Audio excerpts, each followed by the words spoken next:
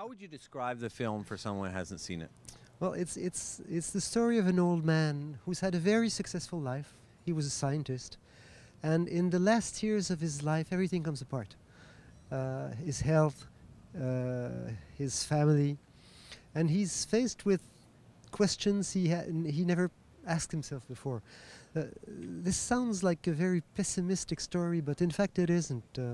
I think the dominant tone of it is tenderness. Tenderness towards life, tenderness towards the loved ones. And it's very inspired, it's closely inspired by a short story by Chekhov, and I hope I've kept the qualities of Chekhov, which is the attraction of contraries.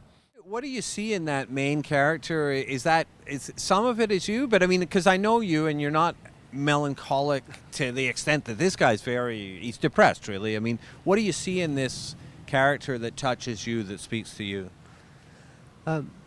When I started thinking about adapting that short story, it was 20 years ago, and at that time I felt closer to the young woman, Katia, who has a mal de vivre. But now that I'm much closer in age to the main character, I can understand his anguish at seeing himself get older and sick and less energetic.